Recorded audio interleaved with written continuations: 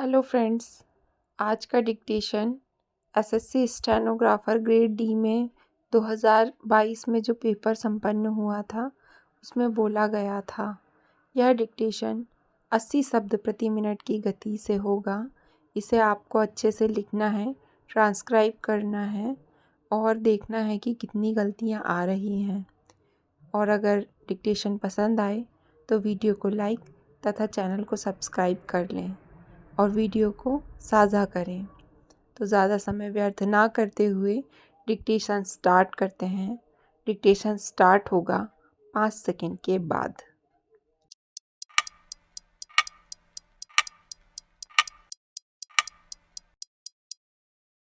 Start. सभापति महोदय, हम सभी इस बात के शिकार हो जाते हैं कि अपने दलगत स्वार्थ में आकर गलत काम कर बैठते हैं। कभी भाषा और कभी किसी प्रदेश के स्वार्थ में ऐसे प्रश्न उठाते हैं जो हमारे राष्ट्र की एकता को कमज़ोर करते हैं। अभी एक माननीय सदस्य ने यह प्रश्न उठाया और आरोप लगाया कि भारत सरकार कुछ प्रदेश के साथ इंसाफ नहीं करती। भारत सरकार कुछ प्रदेशों के प्रति पक्षपातपूर्ण नीति अपनाती है। यही मनोवृत्ति है जिसमें एक प्रदेश को दूसरे प्रदेश के विरुद्ध भड़काया जाता है, एक जाति को दूसरी जाति के विरुद्ध खड़ा किया जाता है, एक धर्म को दूसरे धर्म के विरुद्ध खड़ा किया जाता है और एक भाषा और दूसरी भाषा वालों के बीच में भड़काव पैदा करके लड़ाई पैदा करवाई जाती है।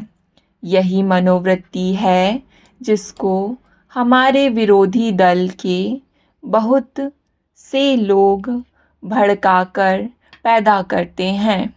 उनकी अपनी गलत नीतियों के कारण विशाल दृष्टिकोण नहीं होता है और ये ऐसे प्रश्नों में को उभार कर अपना स्वार्थ सिद्ध करते हैं। स्पष्ट है कि ऐसे समस्त प्रश्नों का परिणाम हमेशा बुरा होता है। इसलिए मैं सभी राजनीतिक पार्टियों के नेताओं से अपील करना चाहूँगा कि जो प्रश्न हमारे देश के सामने हैं और जिन पर हम सबको चिंता हो रही है तथा जिनका हल निकालने की हम कोशिश कर रहे हैं, उन सभी प्रश्नों के ऊपर हम दिल से विचार करें। माननीय सदस्य ने एक अच्छी बात कही। उन्होंने कहा कि इन प्रश्नों का हल सड़कों पर नहीं होगा। मैं भी उनसे इस बात में सहमत हूँ कि इन प्रश्नों का हल प्रजातांत्रिक ढंग से ढूंढने का प्रयत्न करना चाहिए। हमें इनका हल प्रजातांत्रिक व्यवस्था के अंदर करना होगा। सड़कों के ऊपर इन प्रश्नों का हल नहीं हो सकता है। राजस्थान के अंदर जो अकाल पड़ा हुआ है और लोग मर रहे हैं, उसकी चिंता नहीं हो रही है। अब राजस्थान में जो संकट है और इस तरह के जो दूसरे प्रश्न हैं, उन पर हम लोग एक साथ बैठकर गंभीरता से विचार करें और उनका हल निकालें। खाली इस तरह से आरोप लगाने से और उपदेश देने से कोई काम नहीं चलेगा। इस देश के अंदर बंगाल में बाढ़ से जनता पीड़ित हो रही थी और उसको अनाज, कपड़ा और रोज़मर्रा की आवश्यक सामग्री भेजने की कोशिश हो रही थी।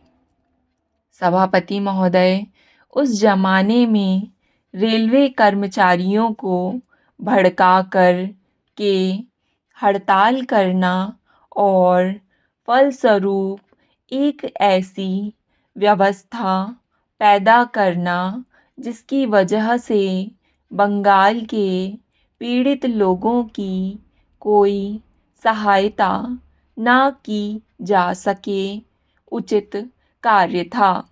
लेकिन यह कार्य मेरे घर के भाइयों ने किया था।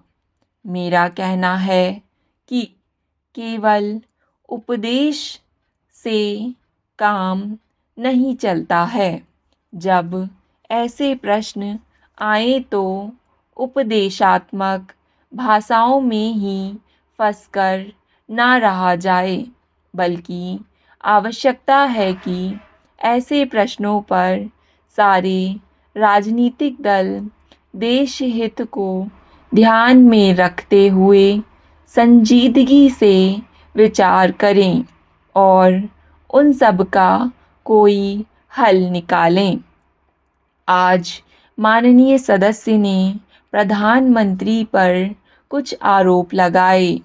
वे बड़े क्रोध में थे और इतने क्रोध में थे कि उन्होंने अपने मस्तिष्क का संतुलन खो दिया था।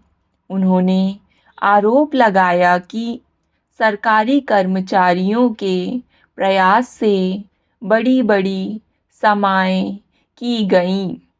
मैं माननीय सदस्य का क्रोधित और उनका असंतुलित होना समझ सकता हूँ। उन्होंने यह भी कहा कि प्रधानमंत्री जी ने इन चुनावों के बीच अपने भाषण में जनमानस को ऊपर उठाने की कोशिश नहीं की, मूलभूत प्रश्नों को देश के सामने रखने की कोशिश नहीं की और आज जो राष्ट्रीय दिक्कतें और परेशानियां हैं, उन पर जनता को शिक्षित करने की कोशिश नहीं की। प्रधानमंत्री ने अपने चुनावी भाषणों में देश के अंदर जो शक्तियाँ राष्ट्रीय एकता को भंग कर रही हैं, धर्म के नाम पर, जाति के नाम पर, भाषा के नाम पर या क्षेत्रीयता के नाम पर संकीर्णता की भावना पैदा कर रही हैं, जनता को उनसे सजग किया। प्रधानमंत्री ने इस बात को अनुभव किया था कि उत्तर प्रदेश, बिहार और उत्तर भारत के समस्त हिंदी बोलने वाले इलाकों में जनसंघ संकीर्णता की भावना का प्रचार कर रहा है।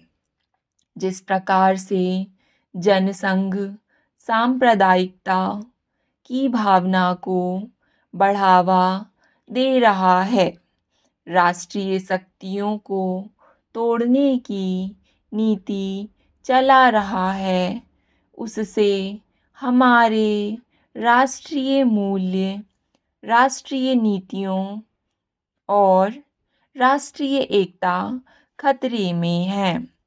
इसलिए प्रधानमंत्री ने जनसंघ के ऊपर इस बात का प्रहार किया था कि वह एक सांप्रदायिक शक्ति है और उससे जनता को सावधान हो जाना चाहिए।